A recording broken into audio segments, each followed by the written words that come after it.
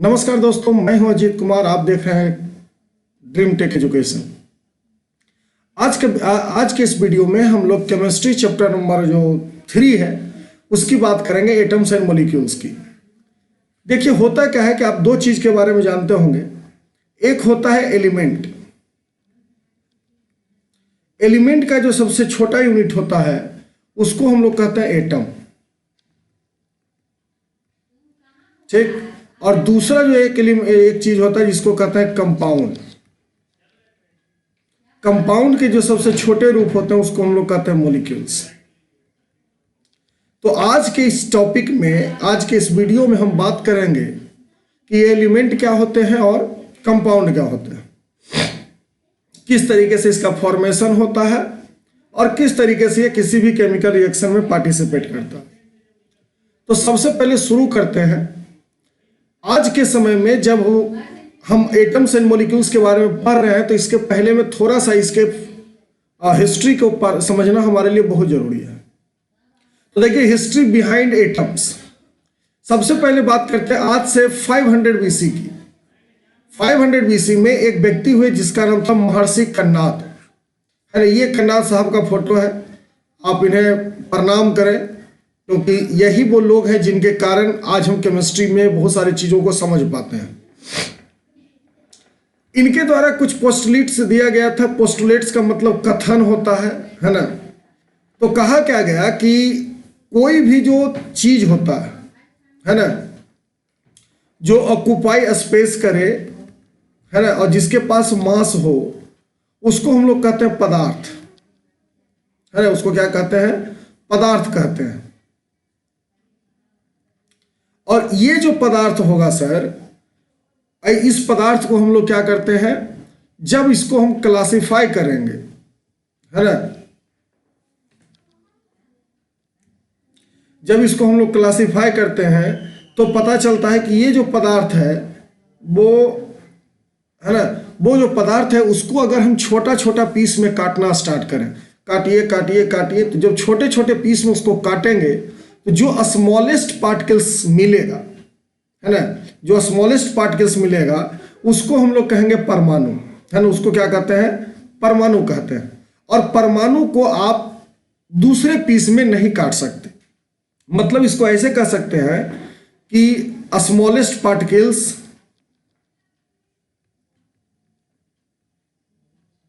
है ना, smallest particles that can not be divided, है ना, जिसको हम लोग दोबारा डिवाइड नहीं कर सकते हैं, उसको कहते हैं स्मॉलेस्ट पार्टिकल्स। तो ये 500 बीसी के आसपास की बात है। आगे बढ़ते हैं। दो व्यक्ति हुए, एक का नाम था ल्यूसिपियस और दूसरे का नाम था डेमोक्रिटस। दोनों ग्रीक फिलोसफर थे। इनका कहना था कि एटम जो है वो स्मॉलेस्ट पार्टिकल्स है that can not be divided into 2 equal halves या 2 इक्वल पार्ट्स, है ना। वैसा स्मॉलेस्ट एटम सर जिसको हम लोग दोबारा 2 भागों में नहीं बांट सकते हैं, उसको इन्होंने नाम दिया एटम्स का। चलिए अब बात करते हैं। डेमोक्रिटस जो थे, डेमोक्रिटस 560 से लेकर के 370 बीसी के आसपास, ऐसा माना जाता था कि जितने भी एटम्स हैं वो सबका अपना अपना शेप है और अपना अपना साइज है। और ग्रीक फिलोसफर, अगर हम ग्रीक की बात करें, ग्रीक मैथोलॉजी की बात करें, तो यहां पे कहा जाता है कि हमारी दुनिया 5 बेसिक एलिमेंट्स से बना है। अर्थ, एयर, फायर एंड वाटर। इसको अगर हम लोग प्रिंसिपल की बात दें तो ये hot, moist, dry and cold, ये 4 चीजों से बना है। जबकि इंडियन फिलॉसफी में भी कहा गया है कि क्षिति जल पावक गगन समीरा पंच तत्व मिल बना शरीरा, है ना। क्षिति का मतलब होता है स्काई, है ना। जल का तो मतलब समझ करते होंगे। पावक मतलब होता है फायर, है ना। तो क्षिति जल पावक गगन समीरा। गगन कहा जाता है किसको? अर्थ में हॉरिजॉन को, है ना। और समीरा यानी कि स्काई, वाटर, एयर, अर्थ और फायर, ये सभी चीज मिलकर के किसका फॉर्मेशन किए हैं जी? तो हमारे जीवन का। ये तो मैथोलॉजिकल चीज हो गई। अब हम बात करते हैं फैक्ट पर। ऐसा कहा जाता है सर कि दुनिया में जो भी कंपोजिशंस होते हैं, जैसे अगर हम लोग कोई केमिकल रिएक्शन करवा रहे हैं, जैसे X प्लस वाई, तो ये क्या बनाएगा, XY, है ना। केमिकल रिएक्शन में ये दोनों कंबाइंड हो जाएंगे। तो कहा गया कि in any chemical reaction happen the product is govern by certain law. ये जो प्रोडक्ट बना, इस प्रोडक्ट को बनने के लिए कुछ ना कुछ लॉ है। सबसे पहले बात करते हैं law of conservation of mass, जिसको एंटिनोन लेवोजियर ने बताया था 1774 में, और इसी एंटिनोन लेवोजियर को हम लोग कहते हैं फादर ऑफ केमिस्ट्री, है ना, फादर ऑफ केमिस्ट्री। दूसरी बात है लॉ ऑफ कांस्टेंट प्रोपोर्शन, इसको जोसेफ प्राउस्ट ने 1799 में पोस्टुलेट किया था। उसके बाद आता है law of multiple proportion, law of reciprocal proportion और गेलेसेस लॉ ऑफ कंबाइंडिंग वॉल्यूम। ये 5 थ्योरी का प्रपोजल होता है किसी भी प्रोडक्ट को बनने में केमिकल रिएक्शन के बाद। जैसे अगर हम लोग बात करें कि सर ये आइस है और ये मेल्ट किया और बनाया क्या, वाटर, है ना। आइस अगर मेल्ट करके वाटर बनाता है तो इस आइस से वाटर का कन्वर्टेशन होना, इस 5 थ्योरी को वो सपोर्ट करेगा, है ना। यहां पे क्लास 9th में हमें law of constant conservation of masses और लॉ ऑफ कांस्टेंट प्रोपोर्शन, ये मेनली 2 पढ़ना है, लेकिन लॉ ऑफ मल्टीपल प्रोपोर्शन के भी थोड़े से फायदे हैं पढ़ने से, इसलिए इस वीडियो में मतलब 9th क्लास में हमें ये 3 के बारे में ही पढ़ना है। ठीक, चलिए सबसे पहले बात करते हैं लॉ ऑफ कंजर्वेशन की, यानी लॉ ऑफ केमिकल कॉम्बिनेशन की। इसका जो डिफिनेशन है वो कहता है कि law of conservation of masses state that mass can neither be created not destroyed in a chemical reaction. मतलब अगर हम एक केमिकल रिएक्शन की बात करें, है ना, कि अगर सर X प्लस वाई मिल करके XY बना रहा है, तो इसमें X और Y का जो मास होगा, यानी X का मास और Y का मास XY के मास के इक्वल होगा। यानी इसको हम लोग ऐसे भी लिख सकते हैं, mass of reactant is equal to mass of product. और ये आप जानते हैं कि किसी भी केमिकल रिएक्शन में जो पार्टिसिपेट करता है उसको हम लोग रिएक्टेंट कहते हैं, और आफ्टर केमिकल रिएक्शन जो हमको प्रोडक्ट मिलता है उसको हम लोग प्रोडक्ट कहते हैं। तो ये पार्ट इसका रिएक्टेंट कहलाएगा, है ना, और ये पार्ट इसका प्रोडक्ट कहलाएगा। तो इस तरीके से हम किसी भी केमिकल रिएक्शन को पढ़ते हैं।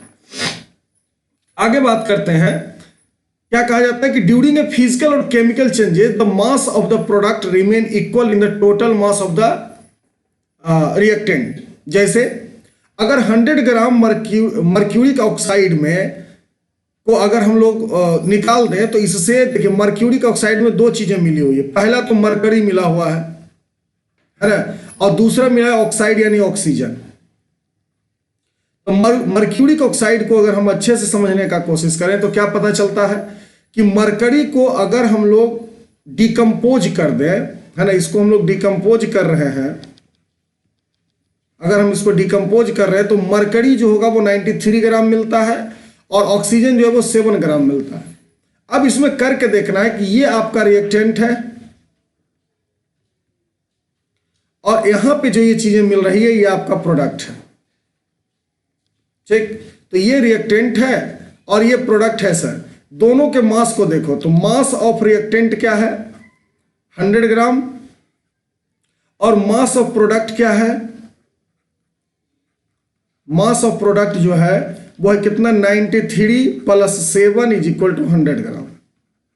ठीक, तो इस तरीके से हम लोग समझते हैं लॉ ऑफ केमिकल कॉम्बिनेशन की। चलिए आगे बढ़ते हैं। यहां से एक न्यूमेरिकल हमें दिया गया है जिसको कि हमें सोल्व आउट करना है। क्या कहता है जी कि in a reaction 5.3 gram of sodium carbonate react with 6.0 gram of ethanoic acid. तो सबसे पहले बनाने का तरीका है कि आप इसको क्या करें, रिएक्टेंट प्रोडक्ट को अच्छे से लिख लें। तो देखिए पहला क्या है आपका, यह है sodium carbonate, sodium carbonate plus ethanoic acid, ethanoic acid. चलिए ये क्या करता है sir, the product weighted 22 gram of carbon dioxide, सबसे पहले बनाता है CO2, उसके बाद क्या बनाता है वाटर, और उसके बाद बनाता है सोडियम इथोनेट, सोडियम इथोनेट। तो चलिए सबका वैल्यू रख देते हैं। सोडियम कार्बोनेट जो है वो कहता है 5.3 ग्राम है, इथेनोइक एसिड जो है वो है 6.0 ग्राम, ठीक। CO2 जो आपका है सर वो है 22.2 ग्राम, H2O है 8.2 ग्राम, और सोडियम H2O जो है वो है 0.9 ग्राम, और सोडियम इथोनेट जो है वो है 8.2 ग्राम। ये हम कहां से वैल्यू लिए हैं, तो क्वेश्चन को पढ़िए, यहां से देखिए। 53 gram of sodium carbonate react with 6.0 gram of ethanoic acid, the product weighted 22 gram of carbon dioxide, 0.9 gram of water and 8.2 gram of sodium ethanoate, ये बनता है। अब हमें बताना है कि क्या ये जो अरेंजमेंट दिया गया है, ये जो ऑब्जर्वेशन दिया गया है, वो कंजर्वेशन ऑफ मास को मानता है क्या नहीं मानता, या उसको फॉलो करता है कि नहीं करता। तो कंजर्वेशन ऑफ मास क्या कहता है कि mass of reactant is equal to होता है मास ऑफ प्रोडक्ट, है ना। मास ऑफ रिएक्टेंट क्या होता है, मास ऑफ प्रोडक्ट के इक्वल होता है। तो देखिए सबसे पहले क्या है हमारे पास, सोडियम कार्बोनेट और इथेनोइक एसिड जो है वो रिएक्टेंट पार्ट है, तो इसको लिख दीजिए 5.3 ग्राम प्लस 0 ग्राम, इक्वल आना चाहिए किसका, 2.2 ग्राम प्लस 0.9 ग्राम प्लस 8.2 ग्राम, है ना। तो अगर हम इस मास ऑफ रिएक्टेंट की बात करते हैं, इस दोनों को ऐड कीजिए तो कितना हो जाएगा 11.3 ग्राम, और इसको भी ऐड कीजिए तो ये भी हो जाएगा कितना 11.3 ग्राम। तो क्या पता चला सर कि RHS जो है वो इक्वल है LHS का, है ना, यानी कि reactant is equal to the product. तो ऐसे स्थिति में हम कह सकते हैं कि ये रिएक्शन जो है सर वो क्या करता है, वेरीफाई करता है कंजर्वेशन ऑफ मास को। चलिए आगे बढ़ते हैं। आगे बढ़ने के बाद हमें पता चलता है लॉ ऑफ कांस्टेंट या डेफिनिट प्रोपोर्शन। सबसे पहले हम लोग स्टेटमेंट को देखेंगे, क्या कहता है, ये pure chemical compound always contain the same element combined together in the same proportion of mass, है ना। अगर कह रहा है सर कि जो x और y आपस में मिलेगा, x y ये किसी भी फॉर्म में रहे, चाहे वो सॉलिड में हो, लिक्विड में हो या फिर गैस में हो, इसका जो प्रपोर्शन है वो हमेशा एक ही होगा।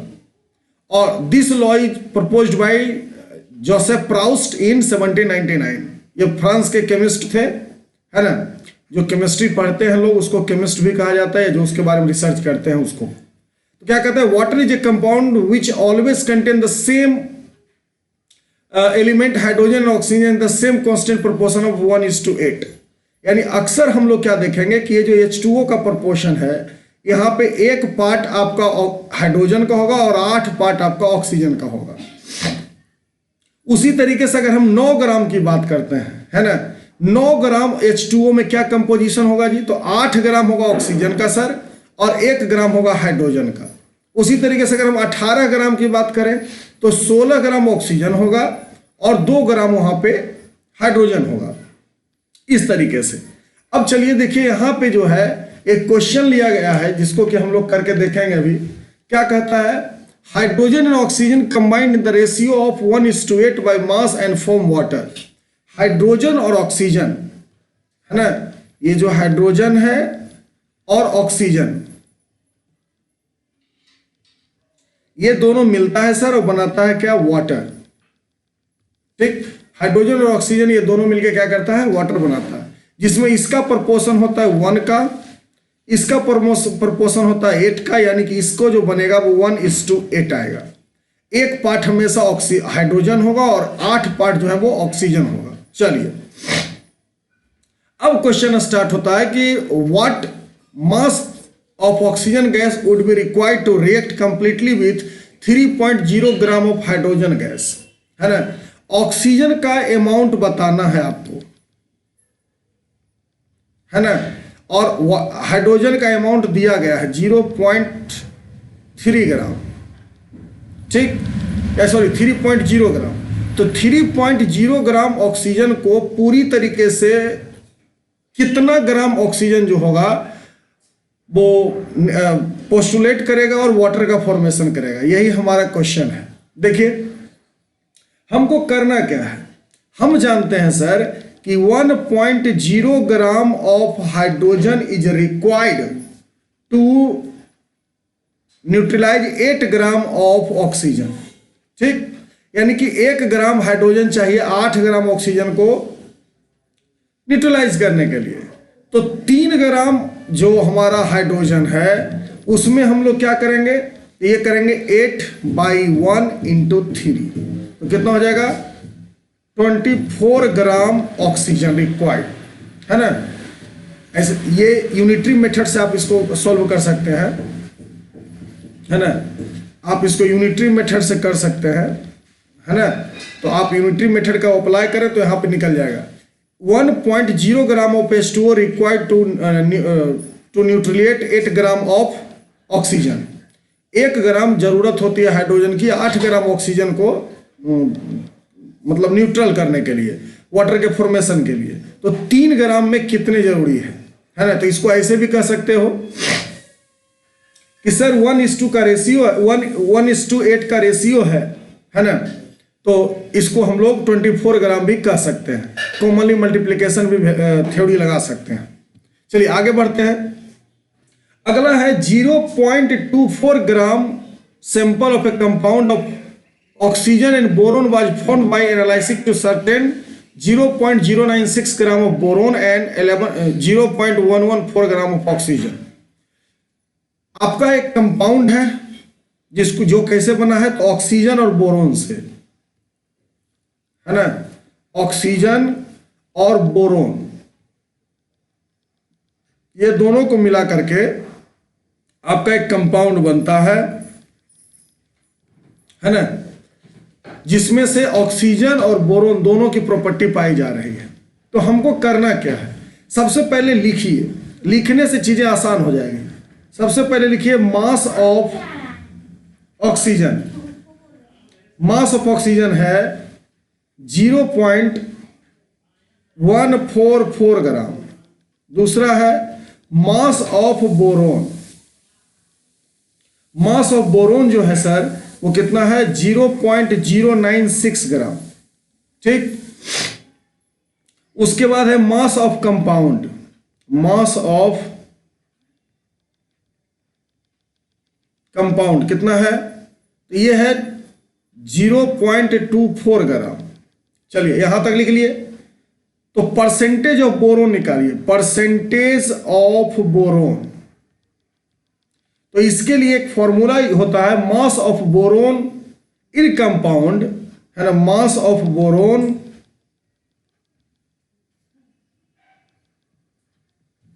इन compound by mass of compound, mass of compound into 100, ठीक। Mass of boron in compound by mass of compound into 100। तो देखिए mass of boron in compound कितना है 0.096 बाई मास ऑफ कंपाउंड कितना है, तो 0.24 इंटू 100 कर दीजिए। इसको जब आप कैलकुलेट करेंगे, है ना, जब इसको कैलकुलेट करेंगे तो आपको 40% आएगा, है ना। अब देखो एक को निकाल लीजिए, दूसरा आपको अपने आप जवाब दे देगा। ये जो मास ऑफ कंपाउंड है बाबू, ये पूरा कितना है 100% है ना, ये 100% है, जिसमें से 40% बोरोन है। तो बताइए ऑक्सीजन कितना होगा, ऑक्सीजन हो जाएगा 100 - 6 40, है ना, यानी 60%, ठीक। तो क्या कहता है calculate the percentage composition of compound by mass, है ना। इसको आपको बताना है कि इसमें से ऑक्सीजन का कितना परसेंटेज होगा और बोरोन का कितना परसेंटेज होगा। तो बोरोन का परसेंट आया 40 और ऑक्सीजन का आया 60, यानी कि जो इस कंपाउंड यहां पे आपको दिखाया जा रहा है बोरोन और ऑक्सीजन का, ये किस प्रपोर्शन में है जी, तो 40:60 के प्रपोर्शन में है। यानी आप इसको ऐसे भी कह सकते हैं कि बोरोन और ऑक्सीजन का जो प्रपोर्शन होगा सर, वो कितना हो जाएगा, 40:60 का। ठीक, चलिए आज के वीडियो में यहीं तक। अगले वीडियो में फिर मुलाकात होगी और हम लोग एक एक करके इस पूरे चैप्टर को पढ़ेंगे। तो आप लोग अगर मेरे चैनल पर नए हैं तो सब्सक्राइब करें। आपको अगर मेरा ऑफर अच्छा लगता है तो लाइक करें और अगले टॉपिक पर जिस पर आपको वीडियो चाहिए उसके लिए कमेंट करें। मैं हूं अजीत कुमार, साइन ऑफ।